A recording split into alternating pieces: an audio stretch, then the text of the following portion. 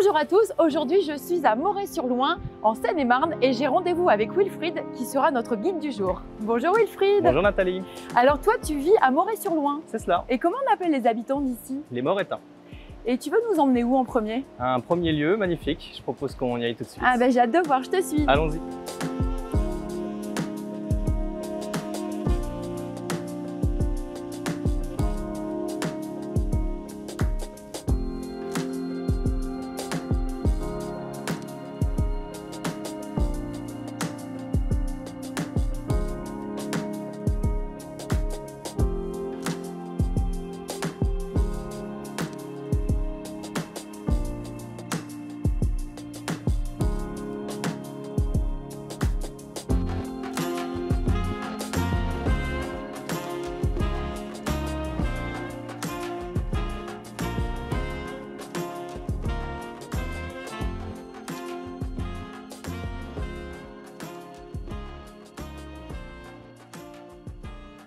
C'est vraiment magnifique. Alors là tu m'as emmené sur le chemin des impressionnistes. C'est ça. Et pourquoi le chemin des impressionnistes? Il faut savoir que la région, Sud-Seine-et-Marne et la forêt de Fontainebleau ont beaucoup inspiré les peintres impressionnistes à la fin du 19e siècle, qui sont venus ici et dans d'autres villes pour peindre leurs plus célèbres tableaux. C'est vrai qu'on est à côté de la forêt de Fontainebleau et j'ai cru comprendre que les peintres aimaient s'inspirer justement d'un paysage de forêt.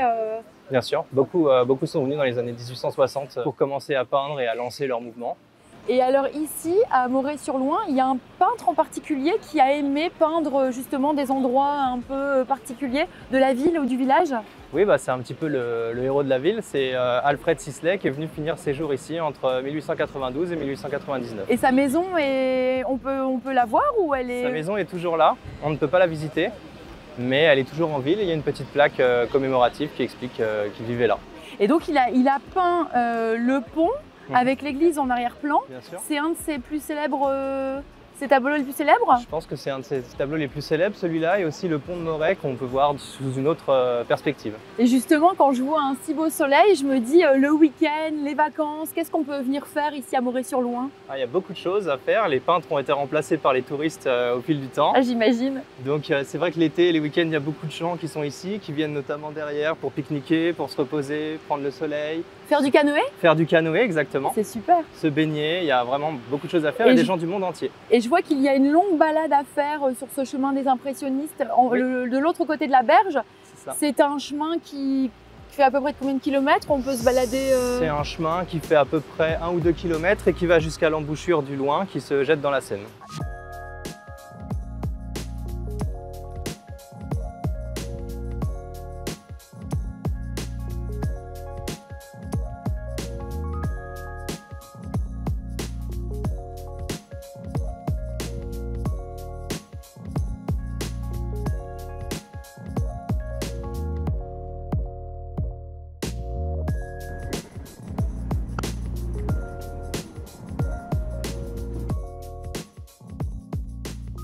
Alors tu m'as dit tout à l'heure qu'il n'y avait que des touristes, mais il y a encore des peintres qui sont aussi inspirés par cette vue magnifique. Il reste quelques irréductibles. Heureusement d'ailleurs.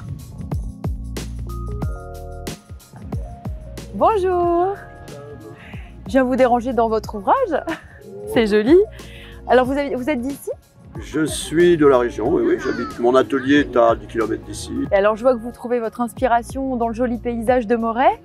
Ouais, c'est un endroit qui a été beaucoup peint par les peintres. Là, vous êtes en train de... Il y a 3 jours, il y avait encore des peintres chinois qui étaient là. Ah oui? Que j'ai ramené à l'atelier. C'était marrant. Ils ne voulaient pas rentrer à Paris. J'ai dit, écoutez, viens à la maison. Là, je vois que vous êtes en train de peindre donc, le pont avec l'église Notre-Dame. Oui, c'est une vue classique qui a été peint par Sisley. Sisley? Effectivement, le peintre qui est enterré ici. Ami de Monet et de Renoir. Renoir et Monet sont venus d'ailleurs ici peindre aussi. Eh bien écoutez, en tout cas, bravo, c'est très joli.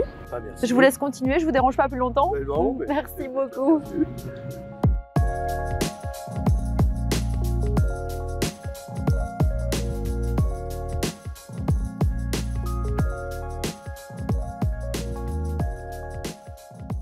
Alors aussi à Moret, j'ai entendu parler d'une très vieille tradition gustative. Et oui, effectivement, parce que c'est une ville d'art, de culture, mais aussi de goût. Et donc la tradition ici, c'est le sucre d'orge depuis le XVIIe siècle, inventé par des nonnes.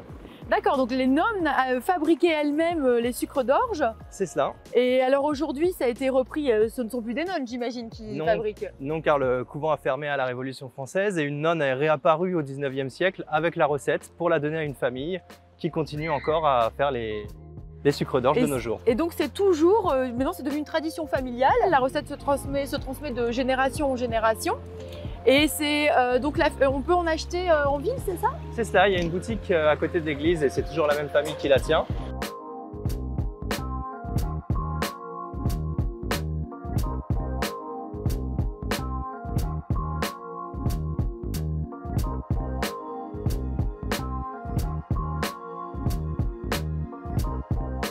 Ils ont aussi ouvert depuis quelques années le musée du sucre d'orge.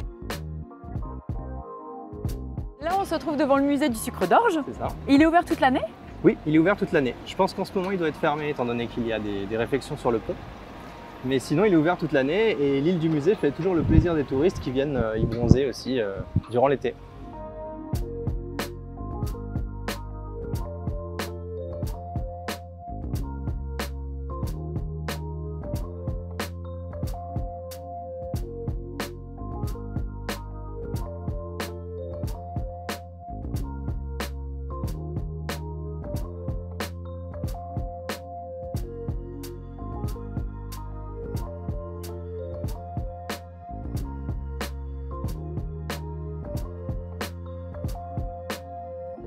Tout à l'heure, tu me parles de sucre d'orge, de bonbons, de friandises et tout ça. Je t'avoue que ça m'a donné faim, je suis très gourmande. Je comprends. Eh bien écoute, j'ai l'endroit parfait pour toi. Je te propose de me suivre et puis on va y aller. Avec grand plaisir.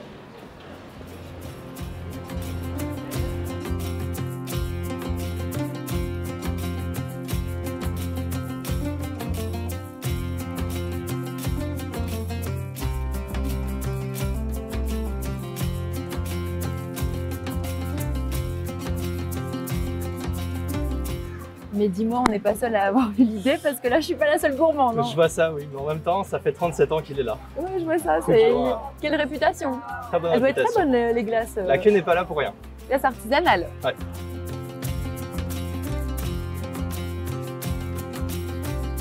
Moi, je conseille spécialement le caramel au beurre salé. Très bon. Ah bah oui, caramel au beurre salé. Mais je vais partir sur mangue aujourd'hui.